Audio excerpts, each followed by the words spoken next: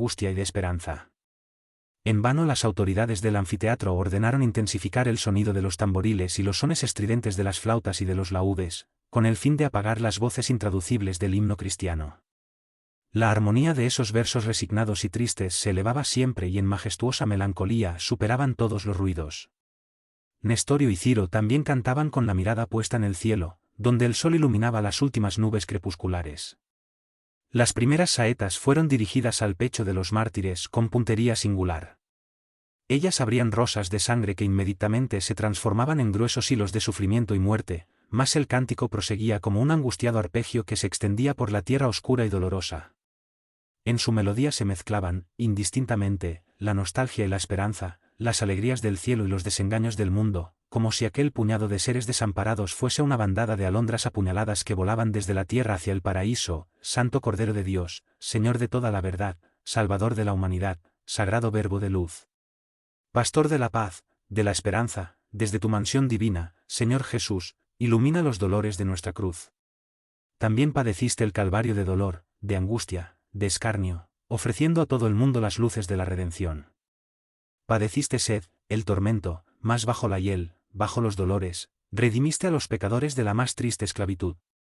Tú también sorbiste el cáliz de amargura y de ironía, nosotros somos hijos del error, del padecer y llorar. Aunque ovejas descarriadas, nosotros tenemos la alegría que en este mundo de destierro gozamos con la esperanza puesta en ti. Permítenos, Señor, que podamos vivir la felicidad en la gracia de la eternidad que se halla aquí.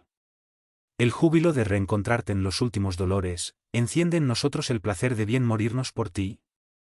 Permítenos, Señor, que podamos vivir la felicidad en la gracia de la eternidad que no se halla aquí. El júbilo de reencontrarte en los últimos dolores, enciende en nosotros el placer de bien morirnos por ti. Señor, perdona a los verdugos de tu doctrina santa. Protege, ampara, levanta a quien vive en el mal al morir.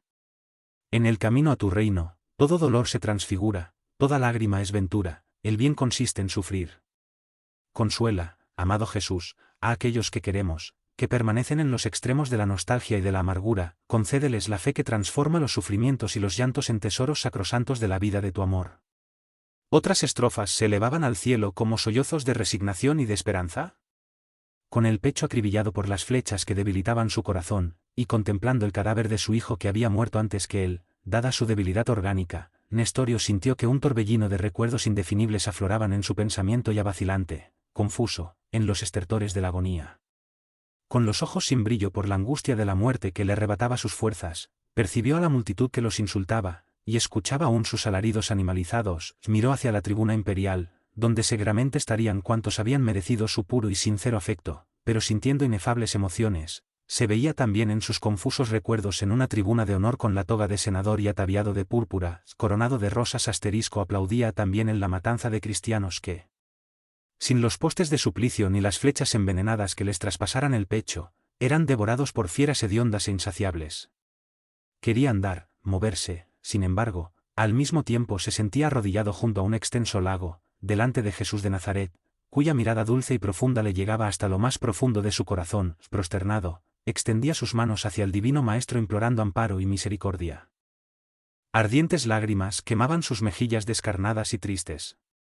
Para sus ojos moribundos las turbas furiosas del circo habían desaparecido. Fue cuando una figura de ángel o de mujer se dirigió hacia él extendiéndole sus manos cariñosas y translúcidas. El mensajero del cielo se arrodilló junto al cuerpo ensangrentado, le acarició los cabellos y lo besó suavemente. Nestorio era la reencarnación del orgulloso senador Publio Léntulo Cornelio. Véase hace 2000 años, Livia, véase hace 2000 años, _notas de Emmanuel. El ex esclavo sintió la caricia de aquel ósculo divino y su espíritu cansado y sin fuerzas se adormeció levemente como si fuera un niño. Por toda la arena vibraban radiaciones invisibles de los más elevados planos de la espiritualidad. Seres abnegados y resplandecientes extendían fraternalmente los brazos hacia los compañeros que abandonaban la envoltura perecedera en los testimonios de su fe, por la injuria y por el sufrimiento.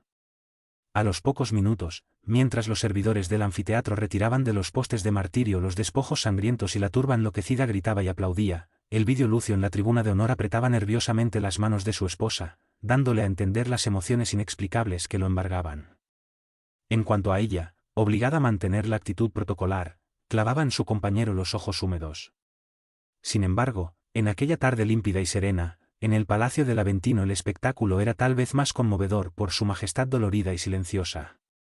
Apartados en una sala de reposo, Cnello Lucio y su nieta observaban todos los movimientos externos de las fiestas drianes, y repararon que la muchedumbre se apretujaba en el circo para presenciar los últimos números del programa. Cuando el cielo romano palidecía, la joven buscó el fragmento del pergamino en el que Ciro le había escrito las octavas rimadas del último himno y exclamó suavemente, _abuelo, a esta hora Nestorio y Ciro deben estar caminando hacia el sacrificio. ¿Crees, abuelito, que nuestros seres amados pueden regresar del cielo para suavizar nuestro destino? Como no, mi hija, pues si Jesús prometió ir al encuentro de cuantos se reúnan en su nombre en este mundo, ¿cómo no les permitirá volver a sus mensajeros que nos aman ya en esta vida? Celia levantó hacia el anciano sus grandes ojos tristes iluminados por una candidez maravillosa. Enseguida se levantó muy serena y se dirigió a la gran ventana que daba hacia el Tíber, cuyas aguas reflejaban los matices de la hora crepuscular. Sosteniendo el pergamino leyó todo su contenido silenciosamente, y cantó después con voz casi imperceptible todos los versos del himno cristiano, deteniéndose de modo particular en la última estrofa, a la que releía con lágrimas en los ojos procurando adivinar en ella el pensamiento de su elegido. El venerable patricio oía su tierna voz como si escuchase un ave implume, abandonada sola en los inviernos del mundo, sin poder exteriorizar las emociones que asaltaban a su espíritu dolorido. Las más tristes meditaciones poblaban su mente y sentía su corazón latir acelerado, con un ritmo aterrador. Con el alma angustiada, observaba a su nieta que se volvía hacia el cielo, como si buscase entre las nubes del azul vespertino el corazón que idolatraba. Algunos minutos pasaron rápidamente, pero fueron largos y penosos para su pensamiento exhausto y afligido. En un determinado momento, cuando el firmamento había perdido todo su color, la joven fijó en lo alto sus ojos tiernos y profundos con más atención, como si estuviese vislumbrando alguna visión que la extasiara. Parecía abstraída de todas las sensaciones del mundo exterior, de todo lo que la rodeaba, inclusive de la presencia del propio abuelo, que percibía su éxtasis conmovidamente. Transcurridos algunos instantes, movía de nuevo los brazos, como si las actitudes que le eran características retomasen el curso de la realidad y de la vida. Es verdad, suspiró Cnello Lucio casi en murmullo. Abuelo dijo entonces con una placidez divina que le brillaban los ojos vi una bandada de palomas blancas en el cielo como si hubiesen salido del circo del martirio, sí, hija respondió Cnello Lucio angustiado, después de levantarse para contemplar el azul sereno deben ser las almas de los mártires volando hacia la Jerusalén celeste. Entre ellos se produjo un profundo silencio. En la grandeza melancólica del momento, la ansiedad de sus corazones hablaba más que todas las palabras. Celia, sin embargo, rompió aquella divina quietud preguntando, abuelo, ¿ya leíste el sermón de la montaña en el que Jesús bendice a todos los que sufren? Sí, respondió el anciano con amargura. Seguramente prosiguió la joven su candorosa inocencia Jesús prefirió que yo permaneciese en el mundo sin el amor de Ciro, sufriendo el sacrificio de la separación y de la nostalgia con el fin de salvarme un día para el cielo, donde se reúnen todos sus bienaventurados. Cnello Lucio sintió profundamente la dulce resignación de esas palabras. Hubiera deseado responderle exhortándola a la sublime perseverancia del sacrificio, pero tenía el pecho sofocado. Sin embargo la atrajo contra su corazón y le besó la frente con ternura. Sus cabellos blancos se mezclaron con la abundante cabellera joven, como si su venerada vejez fuese una noche estrellada besando a una aurora. A lo lejos se escuchaban todavía los últimos clamores del pueblo, mientras el firmamento de Roma mostraba una belleza sublimada y misteriosa. La inmensa tranquilidad del crepúsculo parecía poblarse de sagradas apelaciones al infinito. Entonces, los dos, mirando el Tíber y el cielo en ruego silencioso, comenzaron a llorar. Segunda parte. Capítulo y la muerte de Cnello Lucio. Hacía 2 meses que el emperador y sus cortesanos preferidos habían dejado Roma. Hacia el fin de la primavera del año 133, la vida de nuestros personajes en la capital del imperio transcurría con aparente serenidad. Alba Lucinia dedicaba a su hija y a sus padres su actividad de cada día, no obstante se sentía muy abatida, debido a las intensas preocupaciones morales, no solo por la ausencia de su esposo, sino por la actitud de Lolio Urbico que, viéndose dueño de la situación y abusando de la autoridad de que disponía en ausencia de César, Redoblaba sus asedios con más empeño y vehemencia. La noble señora hacía todo lo posible para ocultar una situación tan amarga, y sin embargo, el conquistador proseguía implacable con sus desatinados propósitos, soportando mal el aplazamiento indefinido de sus esperanzas inconfesables. En otro tiempo la esposa de Elvidio tenía en Tulia Cevina la amistad de una hermana cariñosa y dedicada, que sabía confortarla en los días de pruebas más ásperas, pero antes del viaje de César, el tribuno máximo Cuntactor había sido designado para una larga misión en la distante Iberia y había llevado a la esposa en su compañía. Alba Lucinia se veía en su angustia moral casi sola, porque no podía revelar a sus ancianos padres, tan afectuosos, las lágrimas ocultas de su corazón atormentado. Frecuentemente conversaba con su hija durante horas, y se sentía encantada por su simplicidad y su fervor religioso, más por mayores que eran sus esfuerzos, no conseguía sobreponerse a la debilidad orgánica que comenzaba a preocupar a su familia. Un hecho perturbó aún más la existencia aparentemente tranquila de nuestros amigos en la capital del imperio. Cnello Lucio había enfermado gravemente del corazón, lo que para los médicos era cosa natural, debido a su avanzada edad. En vano fueron empleados elixires y cordiales, tisanas y panaceas. El venerable patricio día a día se mostraba más debilitado. Sin embargo, Cnello deseaba vivir un poco más, hasta el regreso de su hijo, para poder estrecharlo entre sus brazos antes de morir. Por su excesivo afecto paternal, quería recomendarle la protección de sus hermanas Publicia y Marcia y comunicarle a Elvidio todos sus deseos. Mas su experimentado conocimiento de las obligaciones políticas lo forzaba a resignarse con las circunstancias. Elio Adriano, de acuerdo con su costumbre, no regresaría antes de un año en el mejor de los casos. Y una voz interior le decía que antes su cuerpo agotado debería bajar deshecho en cenizas a la paz del sarcófago. Algo triste, no obstante los valores de la fe que sustentaba, el venerable anciano hacía meditaciones graves y profundas acerca de la muerte. Solo Celia con sus visitas lograba arrancarlo por algunas horas de sus dolorosos pensamientos. Con una sonrisa de sincera satisfacción se abrazaba a su nieta y se dirigían ambos hacia la ventana que daba al Tíber, y cuando la joven le hablaba de la alegría de su espíritu por poder orar en un lugar tan bello, Cnello Lucio acostumbraba aclarar, hija, en otro tiempo sentía la necesidad del santuario doméstico con sus expresiones externas. No podía privarme de las imágenes de los dioses sin prescindir de la ofrenda de los más ricos sacrificios. Hoy, sin embargo, reniego de todos los símbolos religiosos para auscultar mejor el propio corazón, recordando la enseñanza de Jesús a la samaritana al pie del Garicín, acerca de que ha de llegar el tiempo en que el Padre Todopoderoso no será adorado en los santuarios de piedra, sino en el altar de nuestro propio espíritu, y el hombre hijita, para encontrarse con Dios, en lo íntimo de su conciencia jamás tendrá templo mejor que el de la naturaleza, su madre y maestra. Tales conceptos eran expresados a cada instante en las conversaciones con su nieta. Ella, por su parte, transformaba las esperanzas deshechas en aspiraciones celestiales, convirtiendo el sufrimiento en consuelo para el corazón del idolatrado anciano. Su espíritu fervoroso, con la sublime intuición de la fe que hacía que se ampliara su esfera de comprensión, adivinaba que el adorado abuelo no tardaría mucho en irse también camino hacia el túmulo.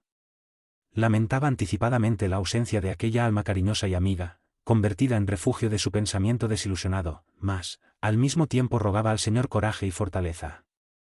En un día de gran abatimiento físico, Cnello Lucio vio que Marcia abría la puerta de su cuarto suavemente, con una sonrisa de sorpresa. Su hija mayor iba a anunciarle la llegada de alguien muy caro a su espíritu generoso. Era Silano, el hijo adoptivo, que regresaba de las Galias. El patricio ordenó que entrara con júbilo afectuoso y sincero.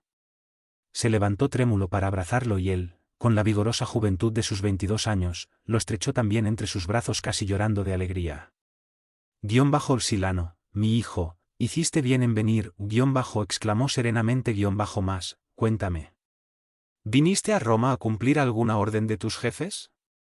El joven explicó que no, que había solicitado una licencia para volver a ver a su padre adoptivo a quien extrañaba mucho, y expresó su propósito de quedarse en la capital del imperio, si él lo consentía, porque su comandante en las Galias, Julio Saulo, era un hombre grosero y cruel, que lo sometía a constantes malos tratos con el pretexto de mantener la disciplina. Le rogó al padre que intercediese ante las autoridades para impedir su regreso. Cnello Lucio lo escuchó con interés y respondió, haré todo en la medida de mis recursos para satisfacer tus justos deseos. A continuación meditó profundamente, mientras su hijo adoptivo notaba su gran abatimiento físico. Saliendo, sin embargo, de sus austeros pensamientos, Cnello Lucio agregó, Silano, no desconoces el pasado, ya un día te hablé de las circunstancias que te trajeron a mi corazón paternal. Sí, respondió el joven con tono resignado, conozco la historia de mi nacimiento, mas los dioses quisieron conceder al mísero repudiado del mundo, un padre cariñoso y abnegado como vos, y no maldigo mi destino. El anciano se levantó y después de abrazarle, conmovido, caminó por el cuarto con esfuerzo. En un determinado instante detuvo sus lentos pasos delante de un cofre de madera decorado con acanto, y lo abrió cuidadosamente. De entre los pergaminos de esa caja fuerte retiró un pequeño medallón y se dirigió al joven con estas palabras, hijo mío, los abandonados no existen para la providencia divina. Ni siquiera pensando en tu pasado debes abrigar en tu interior ninguna amargura por tu suerte. Todos los destinos son útiles y buenos cuando sabemos aprovechar las posibilidades que el cielo nos concede a favor de nuestra propia felicidad. Y, como si hubiese arrojado su pensamiento al abismo de sus recuerdos más lejanos, prosiguió después de una pausa, cuando Marcia te atendió por primera vez en esta casa, encontró sobre tu pecho de recién nacido este medallón, que guardé para entregártelo más tarde. Nunca lo abrí, hijo mío. Su contenido no podía interesarme, pues sea cual fuere, habías de ser para mí un hijo muy amado. Ahora, sin embargo, siento que ha llegado la ocasión de entregártelo. Me dice el corazón que no viviré mucho tiempo. Debo estar agotando los últimos días de una existencia de tiempo. Debo estar agotando los últimos días de una existencia de cuyos errores pido perdón al cielo con todas mis fuerzas. Si bien yo me encuentro cercano al túmulo, tú eres joven y tienes amplios derechos a la vida terrena, posiblemente vivirás en Roma de ahora en adelante, y es muy probable que llegue el momento en que tengas necesidad de un recuerdo como este, guárdalo, pues contigo. Silano estaba tocado en las fibras más sensibles de su corazón. Padre mío, exclamó conmovido, tomando el medallón con cuidado, guardaré este recuerdo sin que me interese el contenido. Tampoco yo, de cualquier modo, reconocería a otro padre sino vos mismo. En vuestra alma generosa encontré justamente el cariño maternal que me faltó en los días de mayor necesidad de la vida. Ambos se abrazaron con ternura, y continuaron la conversación afectuosa sobre hechos interesantes de la provincia o de la corte. Esa misma noche el patricio recibió la visita de Fabio Cornelio, a quien solicitó que se ocupara de las gestiones favorables para las pretensiones de su hijo adoptivo. El censor, muy emocionado en vista de las solemnes circunstancias en que el pedido era hecho, examinó el asunto con el máximo interés, de modo que en poco tiempo obtuvo la transferencia de Silano para Roma. Lo empleó en los servicios de su propia gestión administrativa e hizo del joven un funcionario de su entera confianza. Considerando el ingreso de este nuevo personaje en el círculo de sus relaciones familiares, Alba Lucinia recordó las confidencias de Tulia, mas procuró guardar con cuidado sus impresiones íntimas, y aceptó de buen grado la amistad respetuosa que Silano le prestaba. En el hogar del Vidio Lucio, sin embargo, la situación moral se complicaba cada vez más por las arremetidas de Lolio Urbico, que de ningún modo se decidía a abandonar sus ilícitas pretensiones. Cierto día por la tarde, cuando Alba Lucinia y Celia regresaban de uno de sus habituales paseos, al Aventino, recibieron la visita del prefecto de los pretorianos, cuya fisonomía torturada demostraba inquietud y profundo abatimiento. La joven se retiró hacia el interior, mientras la noble Patricia iniciaba la conversación amistosa y dignamente. El prefecto, sin embargo, después de algunos minutos se dirigió a ella, casi desvariando, en estos términos, perdóneme la osadía reiterada e impertinente, mas no puedo evitar el imperativo de los sentimientos que avasallan mi corazón. ¿Será posible que la señora no pueda concederme una leve esperanza? En vano he procurado olvidarla. El recuerdo de sus atractivos y de sus peregrinas virtudes está grabado en mi alma con caracteres poderosos e indelebles. El amor que la señora despertó en mí es una luz indestructible, ardiente, encendida, en mi pecho para toda la eternidad. Alba Lucinia escuchaba sus declaraciones amorosas llena de temor y de espanto, sintiéndose incapaz de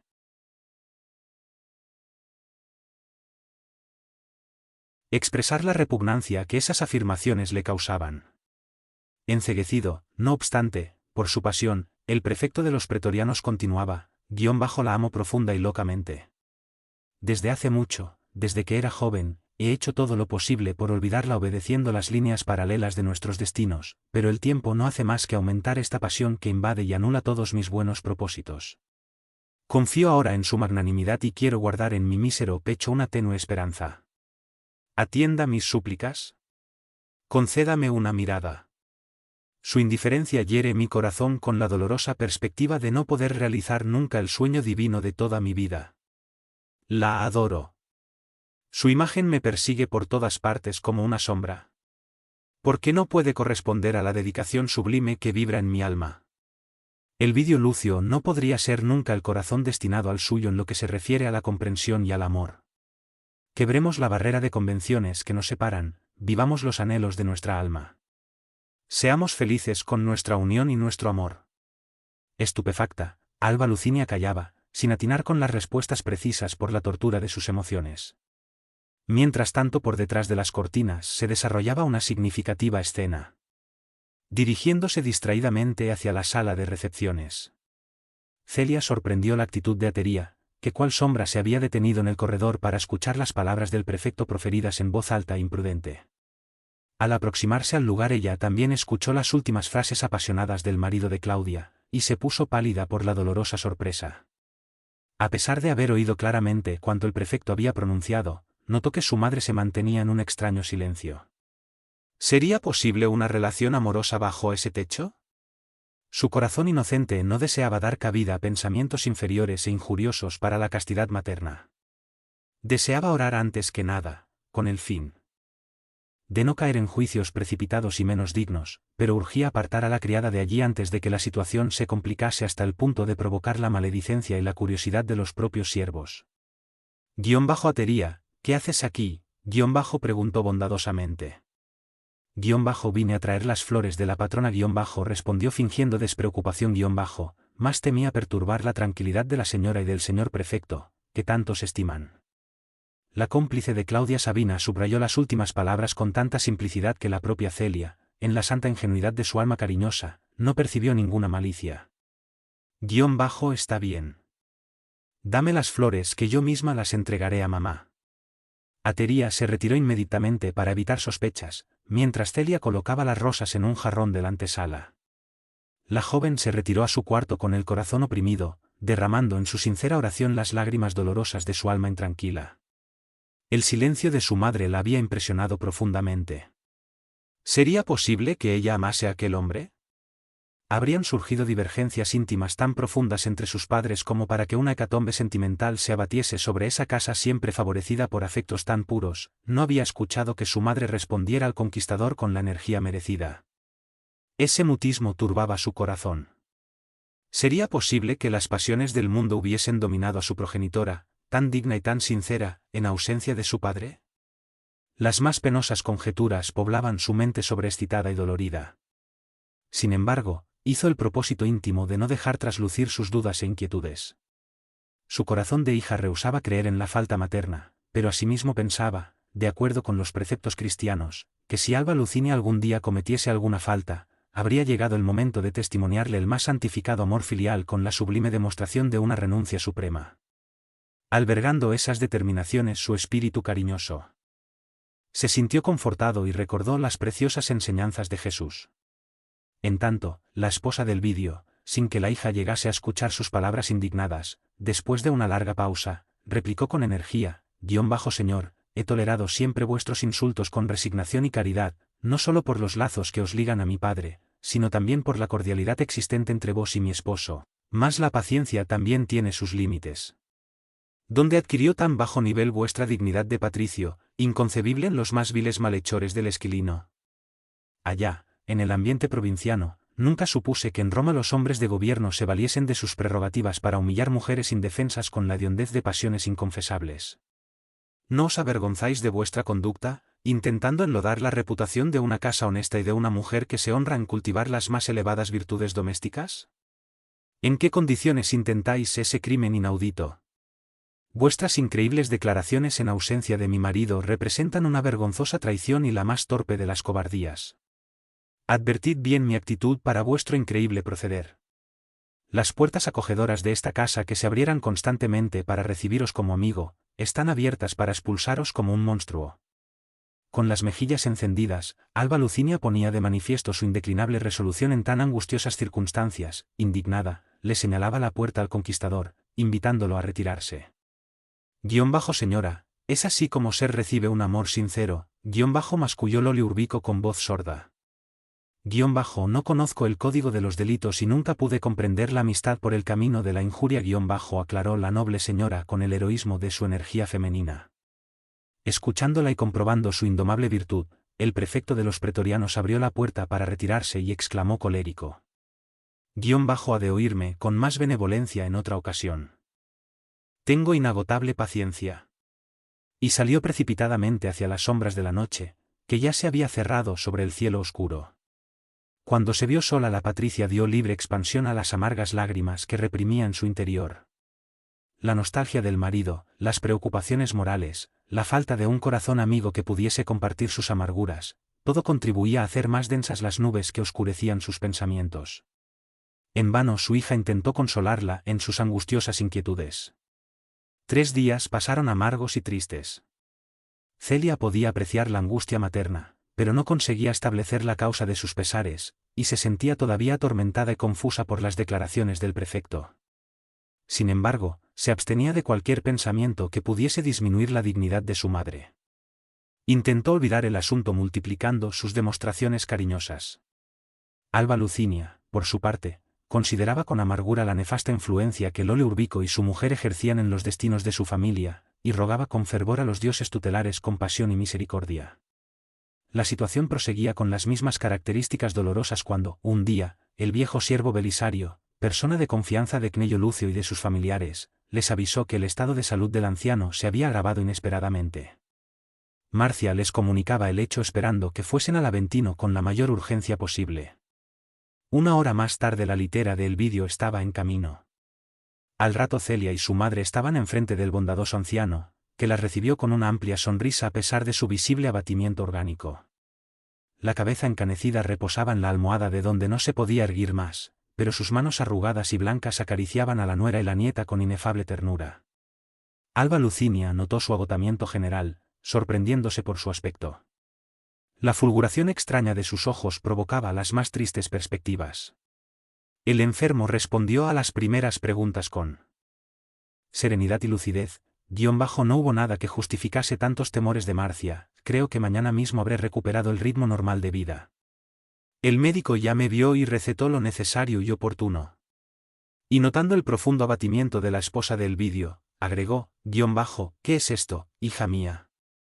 ¿Vienes a atender a un doliente más enferma y abatida que él mismo? Tu delgadez me preocupa. Tienes los ojos hundidos y la cara descolorida y triste. En ese momento, percibiendo que el abuelo deseaba dirigirse más íntimamente a su madre, Celia se apartó junto a Marcia, quien le confió sus temores sobre el estado de salud del venerable anciano. Alba Lucinia se sentó en la orilla del lecho y besó la diestra del enfermo con amor y ternura.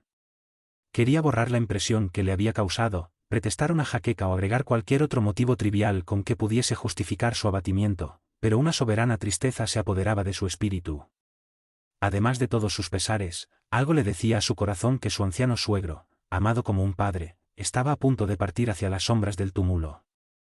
Ante esa dolorosa perspectiva, sus ojos lo contemplaban con la piadosa ternura de su corazón femenino. En vano buscó un pretexto en su interior para no perturbarlo con sus amarguras. Mientras tanto, una mirada extraña y fulgurante de Cnello Lucio parecía escrutar la verdad en sí misma. ¿Callas, hija? Murmuró él después de esperar unos minutos la respuesta a sus cariñosas preguntas. ¿Alguien llegó a herir tu corazón afectuoso y desvelado? Tu silencio me da a entender un dolor moral muy grande. Sintiendo que el enfermo percibía el angustioso estado de su alma, Alba Lucinia dejó rodar una lágrima, hija de su lacerado corazón. Padre mío, no os preocupéis por mí, ni os asustéis por esta lágrima. Me siento presa de las más extrañas y torturantes ideas. La ausencia de Elvidio, los problemas del hogar y ahora vuestra salud abatida, constituyen para mí un cúmulo de pensamientos amargos e indefinibles. Pero los dioses han de apiadarse de nuestra situación, protegiendo a Elvidio y devolviéndose la preciosa salud. Sí, hija, mas no es solo eso lo que te aflige. Replicó Cnello Lucio con una mirada serena y penetrante. Otras penas pesan sobre tu corazón. Hace mucho tiempo que vengo meditando en el contraste de la vida que llevabas en la provincia con la que tienes aquí, en el infierno de nuestras convenciones sociales.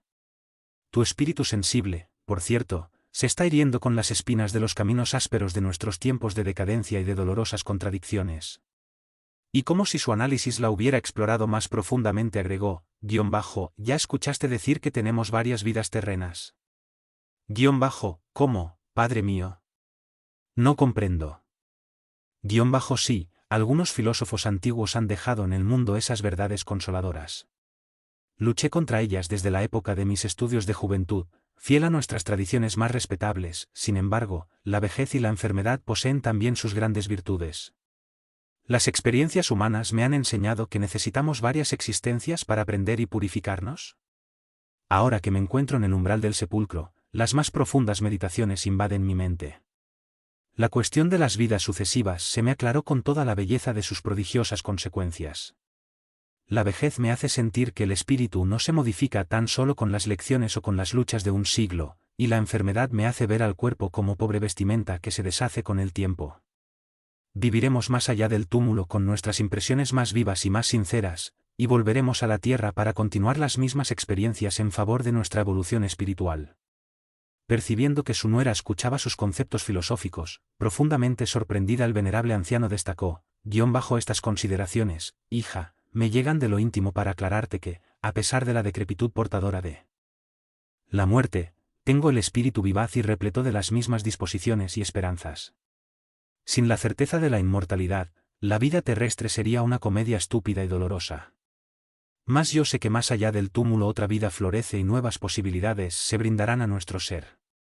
Por esa razón vibro con tus dolores de ahora, creyendo, sin embargo, que en el futuro la providencia divina nos concederá nuevas experiencias y nuevos caminos.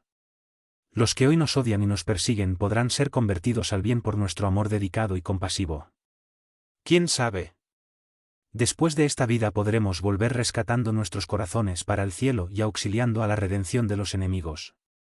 Tengamos fe, piedad y esperanza, considerando que el tiempo debe ser para nosotros un patrimonio divino. De acuerdo con el elevado principio de las vidas múltiples, los lazos de sangre nos brindan las más sublimes posibilidades de transformar la torpeza del odio o de los sentimientos inconfesables, en agradables cadenas de abnegación y de amor. Sin fuerzas físicas para defender a mis queridos hijos de las celadas y peligros del mundo, tengo afectuosas esperanzas en el porvenir todavía lejano, sin perder la fe en la sabiduría que rige los trabajos y las pruebas de la existencia terrena. Cnello Lucio estaba fatigado. Las sabias e inspiradas palabras salían de su garganta con indescriptible dificultad. Además, Alba Lucinia no comprendía sus exhortaciones cariñosas y trascendentes. Las atribuía, íntimamente, a posibles alteraciones mentales debidas a su estado físico.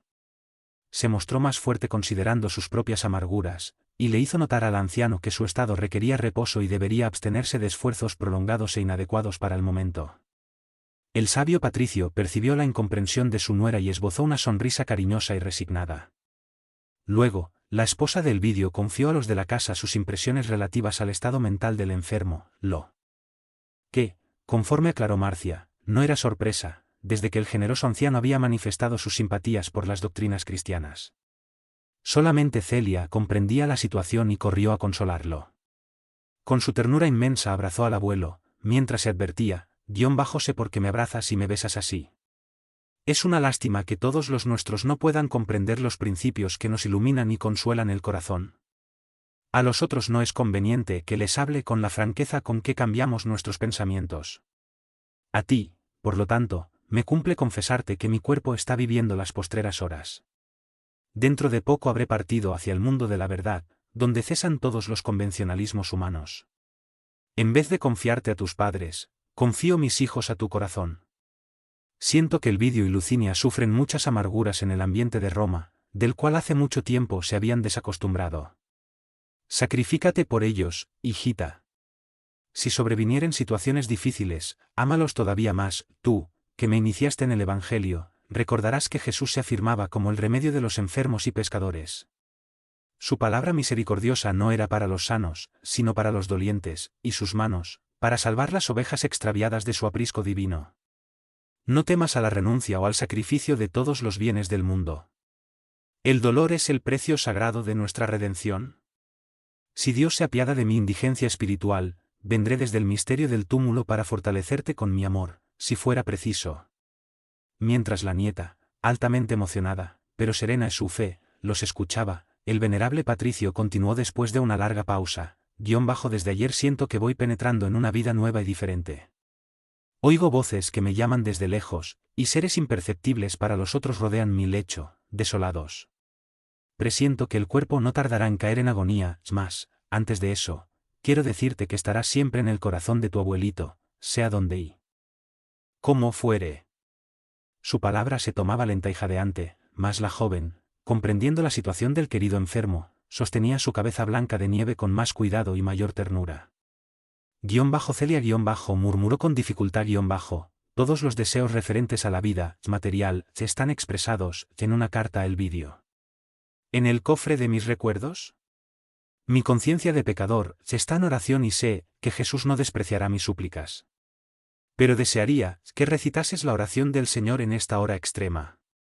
Sus labios se movían con dificultad, como si la declinación súbita de las energías le impidiese hablar, mas su nieta, alma templada en la fe ardiente y en las grandes emociones de las angustias terrestres, comprendió la mirada serena y agonizante, y comenzó a murmurar conteniendo las propias lágrimas. Padre nuestro que estás en los cielos, santificado sea tu nombre, venga a nosotros tu reino, hágase tu voluntad así en la tierra como en el cielo. Terminó tranquilamente, como si sus palabras hubieran alcanzado el paraíso. El anciano detuvo en ella una mirada cariñosa, como si en el silencio de la hora extrema hubiera concentrado en su afecto los últimos pensamientos. Cuidadosamente Celia acomodó las almohadas, y después de darle un beso húmedo por el llanto, fue a contarle a su madre lo que ocurría. Cnello Lucio había caído en su abatimiento profundo. La implacable disnea le impedía hablar, y entró en una lenta agonía que habría de durar más de 70 horas. De nada valieron los recursos médicos de la época, con sus fricciones y brebajes. Poco a poco el moribundo perdía vitalidad en medio de las más dolorosas aflicciones. Las lágrimas de Marcia y Publicia se mezclaban con las de Alba Lucinia y su hija, ante los grandes padecimientos del querido anciano. Un siervo fue enviado a toda prisa hacia Capua para avisarles a Cayo Fabricio y su mujer, que podrían, tal vez, llegar a Roma para asistir a los postreros homenajes. En la mañana del tercer día de la dolorosa agonía, como suele acontecer con las personas de edad avanzada, Celia percibió que al abuelo le quedaban pocas horas de existencia terrestre. La respiración era casi imperceptible y un frío intenso comenzaba a invadir sus pies y sus manos. Todos los familiares comprendieron que había llegado el momento supremo. Marcia, con resignada amargura, se sentó junto a su venerado progenitor, y cariñosa, acomodó su cabeza entre sus rodillas, mientras Celia tomaba sus manos frías y arrugadas. Con el alma en fervoroso ruego, suplicaba a Jesús que recibiese a su abuelo en la luz de su misericordia. La joven cristiana, en el éxtasis de su fe, vio que la espaciosa habitación se llenaba de claridades extrañas e indefinibles. Le parecía divisar seres luminosos, aéreos, que cruzaban la alcoba en todas las direcciones.